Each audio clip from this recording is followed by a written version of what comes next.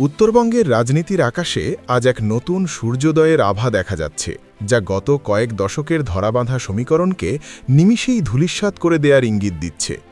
ক্যালেন্ডারের পাতায় দিনটি ছিল ২০২৬ সালের ২৪ জানুয়ারি। আপাতদৃষ্টিতে এটি একটি সাধারণ শীতের দিন মনে হলেও বগুড়ার রাজনৈতিক ইতিহাসে এই দিনটি সম্ভবত একটি বাঁক বদলের মুহূর্ত হিসেবে স্বর্ণাক্ষরে লেখা থাকবে। ঐতিহাসিকভাবে বগুড়া মানেই ছিল জাতীয়তাবাদী শক্তির এক অভেদ্য দুর্গ। শহীদ জিয়াউর রহমানের জন্মভূমি এবং বিএনপির দুর্গ হিসেবে পরিচিত এই জনপদে অন্য কোনো রাজনৈতিক শক্তির মাথা তুলে দাঁড়ানো ছিল অনেকটা কল্পনাতীত। কিন্তু সময়ের পরিক্রমায় এবং রাজনৈতিক কৌশলের পালাবদলে সেই দুর্গের ভিতে আজ প্রবল কম্পন অনুভূত হচ্ছে। রাজনৈতিক পর্যবেক্ষকরা মনে করছেন এই কম্পন কোনো সাধারণ ঘটনা নয়, বরং এটি একটি দীর্ঘমেয়াদী পরিবর্তনের সংকেত, যা আগামী ১২ই ফেব্রুয়ারির নির্বাচনে ব্যালট বিপ্লবের মাধ্যমে পূর্ণতা পেতে পারে। বাংলাদেশ জামায়াতে ইসলামীর আমির ডাক্তার শফিকুর রহমানের বগুড়া সফর এবং বিশেষত শেরপুর সদর আসনের জনসভাগুলোতে যে জনস্রোত দেখা গেছে তা কোনো সাধারণ রাজনৈতিক সমাবেশ ছিল না, বরং এটি ছিল দীর্ঘদিনের পুঞ্জীভূত ক্ষোভ এবং পরিবর্তনের আকাঙ্ক্ষার এক স্বতঃস্ফূর্ত বহিঃপ্রকাশ। জনসভার দৃশ্যপট বিশ্লেষণ করলে দেখা যায় এটি কেবল দলীয় নেতাকর্মীদের কোনো শোডাউন ছিল না। বগুড়ার গ্রামগঞ্জ এবং শহরতলি থেকে সাধারণ মানুষ যেভাবে এই জনস্রোতে সামিল হয়েছে তা সত্যিই বিস্ময়কর। রাস্তাঘাট এবং বাড়ির ছাদ থেকে শুরু করে আশপাশের প্রতিটি ধূলিকণা যেন আজ পরিবর্তনের গানে মুখর ছিল। বগুড়ার চায়ের দোকান থেকে শুরু করে অভিজাত পাড়ার ড্রয়িং রুম, সর্বত্রই এখন একটি প্রশ্ন ঘুরপাক খাচ্ছে, তা হল বগুড়া কি তার ঐতিহ্যবাহী রাজনৈতিক পরিচয় মুছে ফেলে নতুন কোনো গন্তব্যের দিকে যাত্রা শুরু করেছে?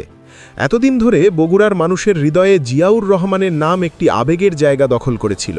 এই আবেগকে পুঁজি করেই বিএনপি বছরের পর বছর ধরে তাদের রাজনৈতিক আধিপত্য বজায় রেখেছিল। কিন্তু ২০২৬ সালের জানুয়ারির এই শেষ সপ্তাহে এসে দেখা যাচ্ছে সেই আবেগের জায়গাটি এখন যুক্তিনির্ভর বাস্তবতার কাছে হার মানতে বসেছে। ডাক্তার শফিকুর রহমানের জনসভায় তিল ধারণের ঠাঁই না থাকা এবং মানুষের চোখে মুখে নতুন এক আশার ঝিলিক প্রমাণ করে যে বগুড়াবাসী এখন আর অতীতের স্মৃতি আঁকড়ে ধরে বসে থাকতে রাজি নয়, বরং তারা ভবিষ্যতের সুনির্দিষ্ট রূপরেখা দেখতে চায়। জামায়াতে ইসলামীর এই উত্থান এবং বিএনপির দুর্গে ফাটল ধরানোর পেছনের কারণগুলো অত্যন্ত গভীর এবং বহুমাত্রিক। রাজনৈতিক বিশ্লেষণে দেখা যায় বিএনপির বর্তমান নেতৃত্ব, বিশেষ করে দলের ভারপ্রাপ্ত চেয়ারম্যান তারেক রহমান তার সাম্প্রতিক নির্বাচনী প্রচারণায় যে কৌশল অবলম্বন করেছেন তা বগুড়ার সাধারণ মানুষের মনোপুত হয়নি। সিলেট থেকে নরসিংদী পর্যন্ত তারেক রহমানের প্রতিটি বক্তব্যে প্রতিপক্ষ হিসেবে আওয়ামী লীগ গৌণ হয়ে পড়েছে এবং প্রধান লক্ষ্যবস্তু হয়ে উঠেছে জামায়াতে ইসলামী। তিনি ক্রমাগতভাবে জামায়াতকে আক্রমণ করছেন এবং পুরনো কাসুন্দি ঘেটে জামায়াতকে কোণঠাসা করার চেষ্টা করছেন। কিন্তু বগুড়ার বাস্তব চিত্র বলছে ভিন্ন কথা। দীর্ঘ ১৭ বছর পর দেশে ফিরে এসে যখন তারেক রহমান নতুন দিনের রাজনীতির কথা না বলে পুরনো বিদ্বেষ ছড়াচ্ছেন, তখন সাধারণ মানুষ তাতে বিরক্ত হচ্ছে। ভোটাররা প্রশ্ন তুলছেন যে এত বছর পর ফিরে এসে কেন আবার সেই কাদা ছোড়াছুড়ির রাজনীতি? এর বিপরীতে মানুষ যখন দেখছে যে তারেক রহমানের নিজের দলের ছাত্র এবং যুব সংগঠনের নেতাকর্মীরা বগুড়ায় চাঁদাবাজি এবং দখলদারিত্বে লিপ্ত হয়েছে, তখন তাদের হতাশা আরও বাড়ছে। সাধারণ ব্যবসায়ীরা যখন জিম্মি দশা থেকে মুক্তি চাইছে, তখন বিএনপির শীর্ষ নেতৃত্ব তাদের নিরাপত্তা দিতে ব্যর্থ হচ্ছে। এই প্রেক্ষাপটে তারেক রহমানের নেতৃত্বের যোগ্যতা নিয়েও সাধারণ মানুষের মনে প্রশ্ন জাগছে। অন্যদিকে জামায়াতে ইসলামীর আমির ডাক্তার শফিকুর রহমান সম্পূর্ণ বিপরীত মেরুতে অবস্থান করে এক ভিন্ন রাজনৈতিক সংস্কৃতির পরিচয় দিচ্ছেন। তারেক রহমানের লাগাতার আক্রমণের জবাবে তিনি কোনো পাল্টা আক্রমণ বা কটু কথা বলেননি। তার এই রাজনৈতিক শিষ্টাচার এবং ধীরস্থির ব্যক্তিত্ব বগুড়ার মানুষের মনে গভীর প্রভাব ফেলেছে। তিনি প্রতিপক্ষের সমালোচনায় সময় নষ্ট না করে বগুড়ার মানুষের জীবনমান উন্নয়নের জন্য এক সুদূর প্রসারী এবং বাস্তবসম্মত পরিকল্পনা তুলে ধরেছেন। তার ঘোষণা অনুযায়ী জামায়াত ক্ষমতায় গেলে বগুড়াকে সিটি কর্পোরেশনে রূপান্তর করা হবে, যা এই অঞ্চলের মানুষের দীর্ঘদিনের দাবি। এর পাশাপাশি যমুনা নদীর উপর দ্বিতীয় সেতু নির্মাণের যে প্রতিশ্রুতি তিনি দিয়েছেন তা উত্তরবঙ্গের অর্থনীতির জন্য গেম চেঞ্জার হিসেবে বিবেচিত হতে পারে। ডাক্তার শফিকুর রহমানের বক্তব্যে কোনো বিদ্বেষ ছিল না, বরং ছিল সকলকে নিয়ে এগিয়ে যাওয়ার আহ্বান।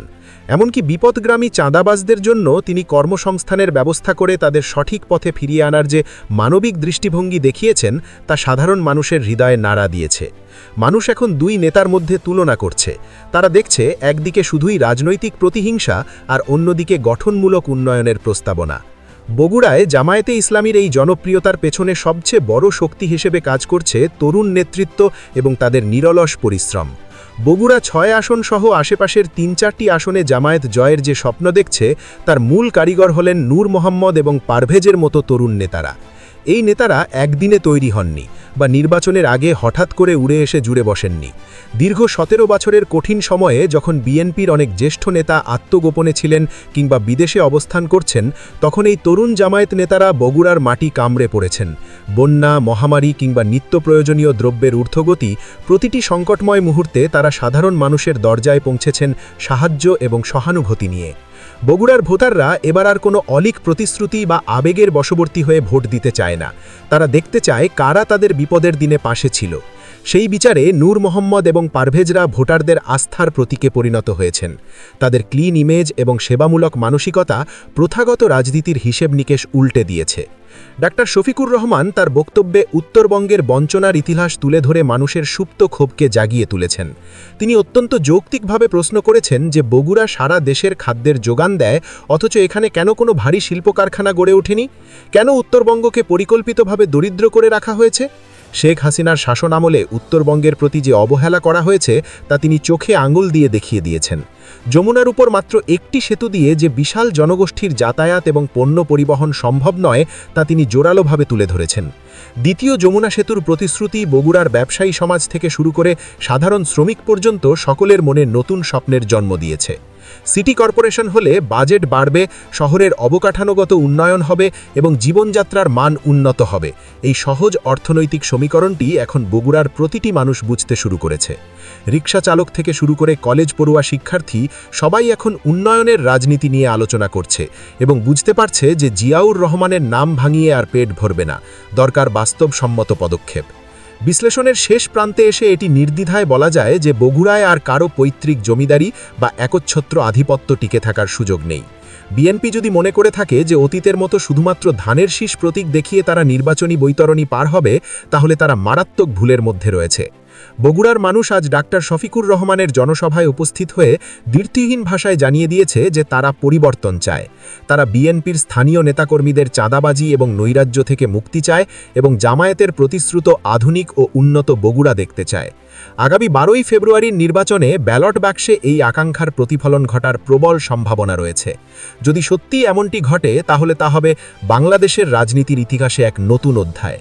নূর মোহাম্মদ এবং পারভেজের মতো তরুণ নেতাদের হাত ধরে বগুড়া হয়তো এক নতুন রাজনৈতিক বাস্তবতায় প্রবেশ করতে যাচ্ছে, যেখানে আবেগের চেয়ে উন্নয়ন এবং সেবাই হবে রাজনীতির মূল চালিকা শক্তি। উত্তরের এই জনপদে পরিবর্তনের যে প্রবল হাওয়া বইছে তা রোধ করার সাধ্য সম্ভবত আর কারও নেই, এবং এই হাওয়াই হয়তো আগামী দিনের বাংলাদেশের রাজনীতির গতিপথ নির্ধারণ করে দেবে।